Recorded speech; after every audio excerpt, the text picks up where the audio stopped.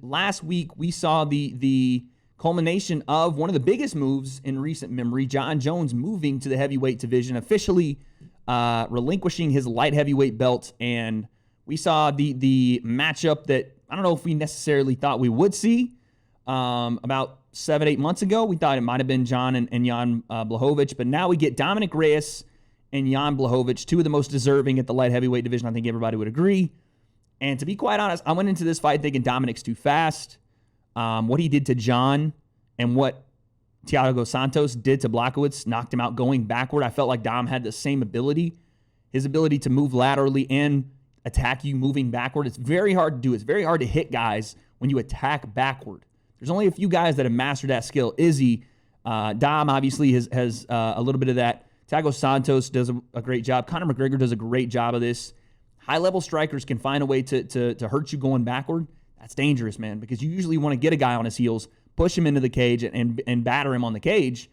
Those guys can usually make you pay for it, and Jan has paid for it before, catching a left hook on his way in and getting put out.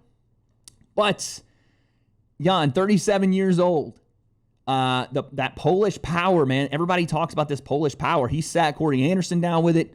Dominick came in, and I thought it was going to be Dom's athleticism versus the Polish power. Jan Blachowicz' raw ability to put you down with one shot.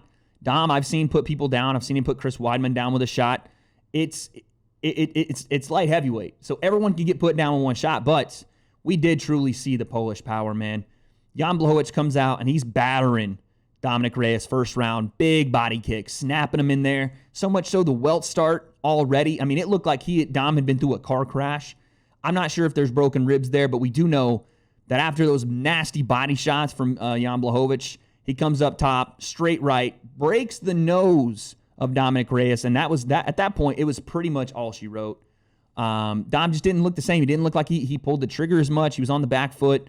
And again, he didn't come out and attack Jan Blachowicz like he did Jon Jones. And I heard Chael Sonnen talk about this, and he was talking about the mindset of someone that's been 5 rounds and been excruciatingly exhausted, and how that warps your mind. If you have to go back there, do you decide I need to prepare myself to go back there and I'm going to be less aggressive in the start of the fight to get there, or am I going to go all out and go through it and push myself to that point where I don't know if I'm going to make it, but I need to keep. It's a mindset thing that I have to keep myself in this fight.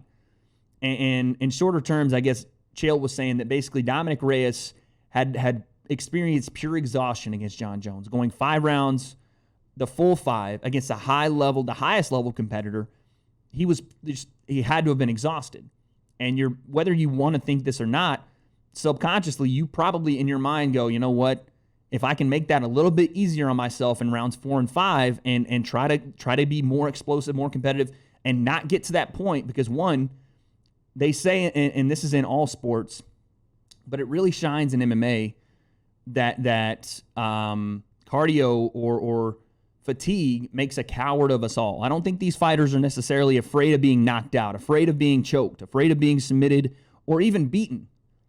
But I think more than anything, these fighters, boxers, anything, they're afraid of getting tired, because then you are compromised. Then you know you can't do anything about it, right? These guys are the highest level of hand-to-hand combat. They can protect themselves in pretty much any situation, but fatigue sets in and it doesn't allow you to physically do those things. That's when the fear sets in. That's when the anxiety and the worry sets in for these guys. And so I think what Chael was trying to come across and say was that, does Dominick Reyes have that in his mind to go to that place where you have to accept the fact you're going to be so tired you might not be able to defend yourself, but you got to keep pushing through that, find that second win. And I'm not going to go so deep into it that I think that's what happened. I think Dom was just hesitant to pull the trigger. I mean, Jan Blachowicz walked him down. It's not like Dom didn't hit him, but Jan Blachowicz just came forward and established that dominance early, took center of the octagon, big body kicks, and he just wasn't letting Dom get off. Dom needs space. These high-level strikers, they need space to be able to work, whether it's combination punches, being able to move around, slide, find different angles. Dom's so good at that, and Jan just wasn't letting it happen, cutting off the cage, finding ways to keep Dom, behind that black line. And if you watch fights, there's a little mini octagon black line, and once fighters are behind that line, it's really tough for them to move around, slide out, and create angles. And Jan Blachowicz did a good job, and He puts Dominick down in the second round, gets the TKO victory. 37 years old, man. It's hard not to feel good for Jan Blachowicz. They asked him after the fight what he wants. He said Jon Jones, which I think is interesting. I'd like to see it, but at the same time, Jon's not at light heavyweight anymore, so he might be better suited to, I don't know. I don't know who you call out. I mean, yeah, it'd be cool to see it. I don't know if Jon would be down for it. He said on Twitter, should I go back down? But we know Jon just trolls on Twitter, so I don't know. I'd like to see the Thiago Santos fight. I'd like to see that rematch. That's probably, for my money, one that I would like to see for Jan because he did lose that last fight against Thiago.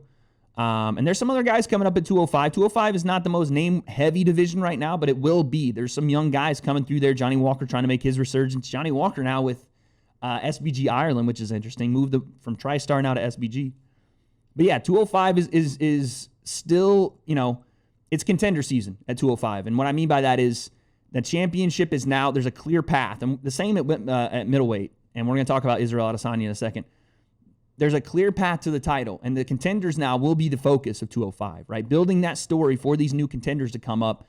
I mean, Jan's got a great story too. He's 37, finally gets his hands on a title. It's a great story. But now it's contender season, and now we get to see who is on the rise at 205. It's not the Jon Jones story, right? It's not just Jon Jones. And I think that it hurts Jon being as good as he is. I know it sounds weird, but being as good as he is almost hurts him because it's almost a foregone conclusion when Jon fights, though his last couple have been very close. People that are not necessarily in the hardcore MMA scene look at Jon Jones and be like, oh, Johnny Bones is going to beat whoever he fights. And they'd be right, but there's more close matchups for Jon. I mean, a heavyweight, we don't know, but there are now more. And I think it's better for him to be, out of the light heavyweight division, moving up to heavyweight and taking on these bigger challenges, Francis Ngannou, Stipe Miocic.